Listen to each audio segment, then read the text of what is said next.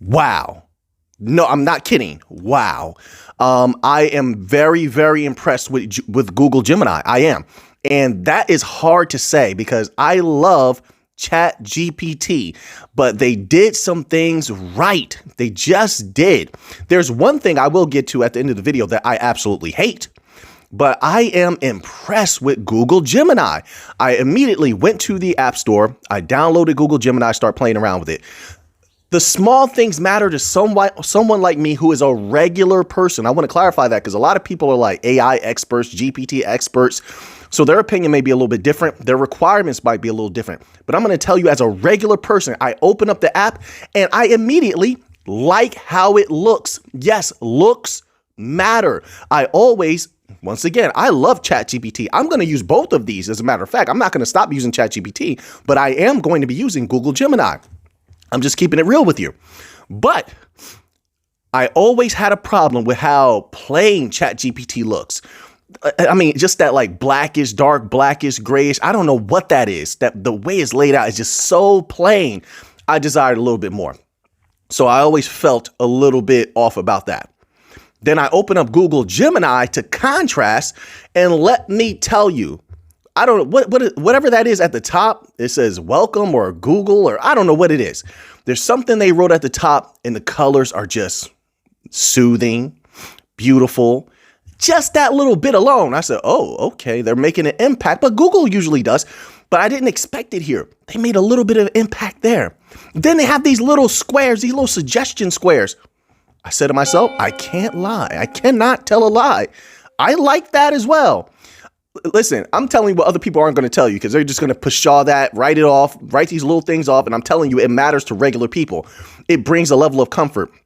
So then right below the little suggestion squares that they have there for like different things you could use as prompts, then they have just a few of your previous like queries, searches, questions, whatever you wrote, your chats, right? Just a few. And it works. It works. I like that. I just want just 3 or 4. I want to see just 3 or 4. I like that. And then you get to the bottom where you can write your next prompt or whatever you want to write there, question. I like the entire way that it looks. To keep it simple, it's nice. So then I know what you're saying. You're saying, wait a minute, Mick, what about using it? All right, I will say this. I ran both ChatGPT and Google Gemini back to back, asked the same questions. And that's another thing I liked about Google Gemini. I'm telling you 100% truth with nothing to gain. I always felt like ChatGPT was like more not human. Like, I don't know how to put that. Like, not human, distant, cold.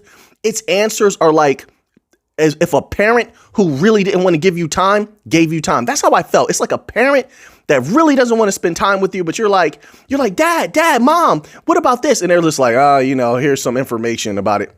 That's how it feels sometimes that's how it feels when I use ChatGPT, period. But it's great. It's great for what it is, right?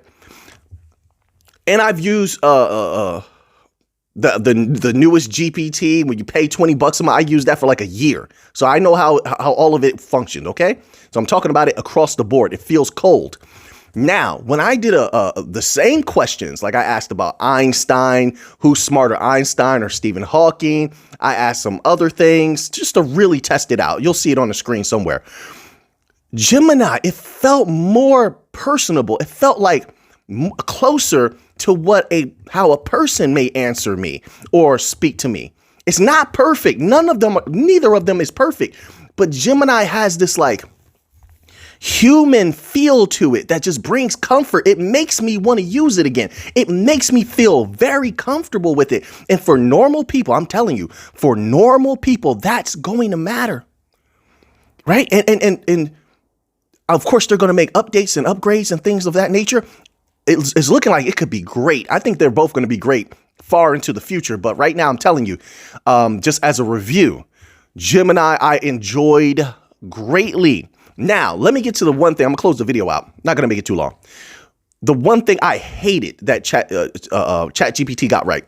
I can choose voices on ChatGPT and choose one that I'm more comfortable with. Those voices aren't the greatest, but Yeah, I can choose one that I'm comfortable with. I have some options. Maybe it's just me.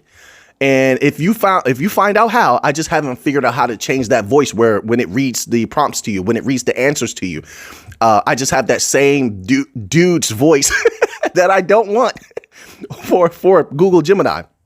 That's the only thing that I encountered that I did not enjoy was that voice. But I'm like, I'll deal with it. You know, there's a balance to everything. But I had a lot of fun using it. I'm going to continue to use it. If I have any other thoughts, I'll come to you. Listen, if you like this video, please click that like button, smash that like button, smash that subscribe button, join the channel, man. We're going to be having a lot of fun with this new technology. It's a great time period. Very fun. So until next time, everybody, take care.